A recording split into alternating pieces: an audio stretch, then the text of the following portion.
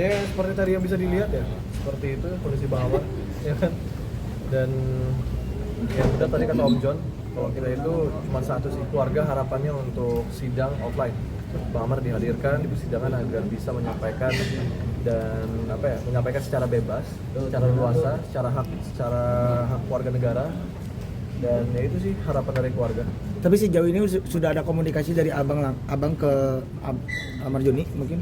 Siapa? Saya? Iya. Oh nggak ada. Saya belum.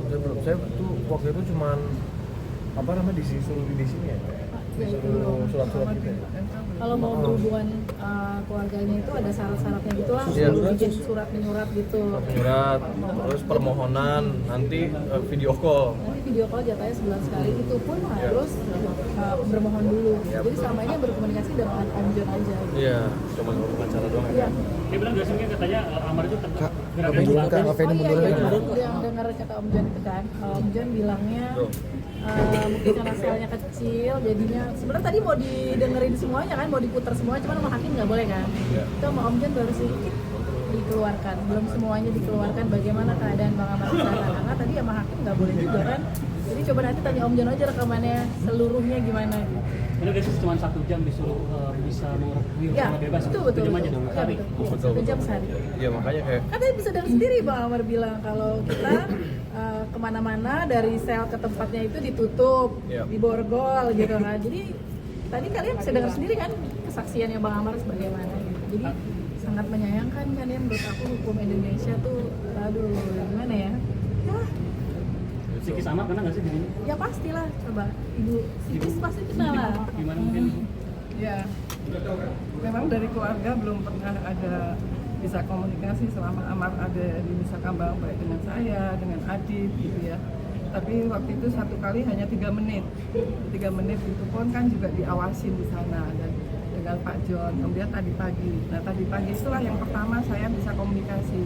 Dan itu juga terbatas kan, kalau melalui komunikasi seluler itu kan tidak bisa yang seperti kalau kita hadapan. Maka pada saat sidang pertama itu sudah diinginkan, diharapkan dari pihak kami keluarga itu adalah secara offline, sehingga Amar sendiri untuk memberikan resepsinya, untuk memberikan apa yang didakwa kemarin sudah dibacakan pada sidang pertama itu sudah bisa disampaikan secara langsung gitu. Jadi ya kalau asas kerahasiaan dengan komunikasi antara pengacara dengan klien itu kan ada asas kerahasiaan yang harus dipegang.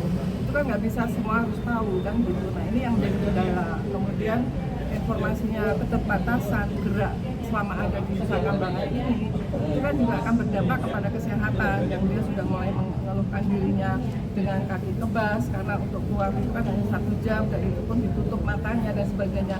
Nah ini asas kemanusiaan ini yang kami masih harus mengharapkan kepada pihak-pihak yang terkait yang dalam hal ini, karena kalau kembali kepada Pak Dirjen Lapas mengatakan bahwa Amar ini kan bukan penyalahguna narkotika. Jadi ya mohon sekali lagi untuk para pimpinan penegak hukum Amar segera dikembalikan.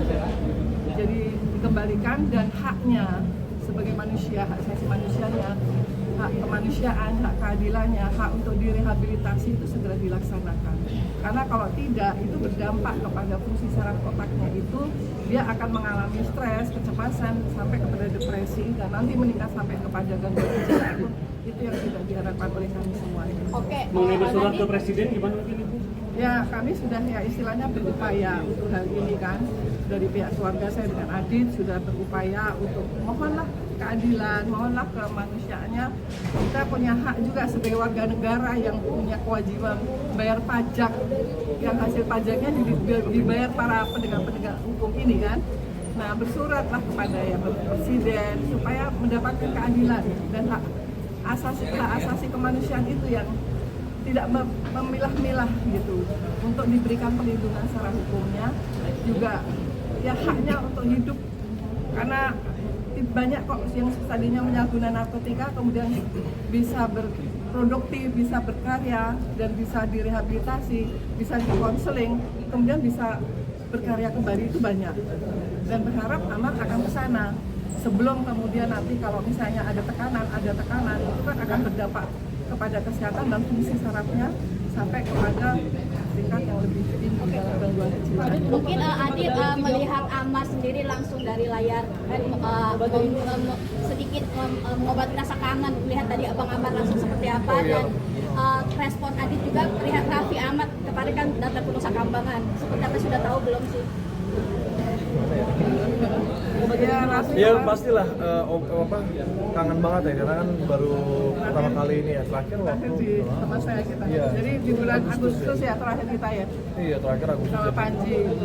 pas ngeliat lagi Waktu itu, mau mengajukan remisi, Iya. gitu. berubah ya agak berubah terus PB. ya tapi alhamdulillahnya sehat sih ya sehat-sehat itu yang paling penting gitu.